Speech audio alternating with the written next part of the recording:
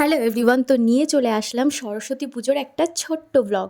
তো সকাল সকাল আমি বাড়ির পুজোর জন্য আলপনা দিয়ে নিয়েছিলাম ছোট্ট করে একটা, যেটা শুকোয়নি ঠিকঠাক, আর তারপর খইয়ের মালা গেঁথে নিচ্ছিলাম। সকালবেলাই সব রেডি করেছি, আগের দিন কিছুই রেডি করে রাখিনি। তো সমস্ত কিছু আয়োজন করতে করতে ঠাকুরমশাই চলে এসেছেন। সরস্বতী দেবী পূজা পূর্বক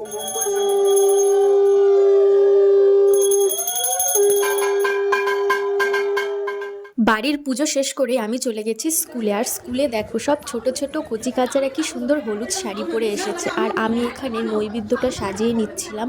আর টুকটাক যে সমস্ত কাজগুলো হয় সেগুলো একটু একটু হাতে হাতে করে দিচ্ছিলাম। বাকি সমস্ত টিচার্সরাও চলে এসেছিল মোটামুটি সবাই।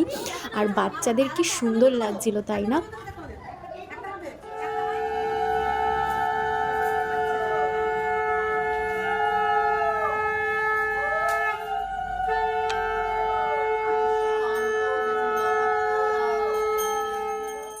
আর এদিকে ঠাকুর মশাইও চলে এসেছে। তো ঠাকুর মশাই পুজো শুরু করে দিয়েছে। পুজোর পর অঞ্জলি হবে, আর তারপর হবে যজ্ঞ। এই যে অঞ্জলির জন্য সব বাচ্চারা একদম লাইনে দিয়ে দাঁড়িয়ে পড়েছে, সকলে ফুল হাতে নিয়ে।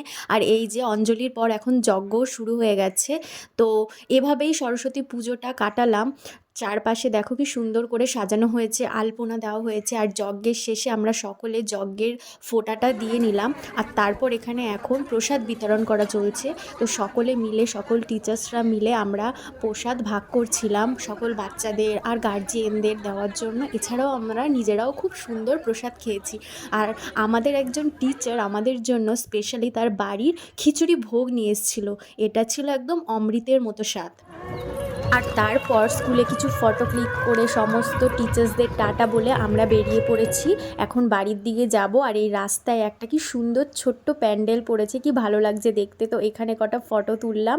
আর তারপর ধীরে ধীরে আমাদের পাড়ার ঠাকুরের দিকে চলে গেলাম। এখানে দেখো ঠাকুরটা কি মিষ্টি হয়েছে না, খুব ভালো লাগছে। বেশ অন্য ধরনের শাড়ি, মানে সাদা আর হলুদের বাইরে অন্য শাড়ি। আর এটা হলো আমাদের পাড়ার ঠাকুর, খুব সুন্দর লাগছে। বাচ্চারা ছোট্টর মধ্যে খুব সুন্দর করে সাজিয়েছে। আর তারপর বাড়ি চলে গেলাম। টাটা এভরিওয়ান, এটুকুই ছিল ব্লগ। ভালো লাগলে অবশ্যই লাইক করো।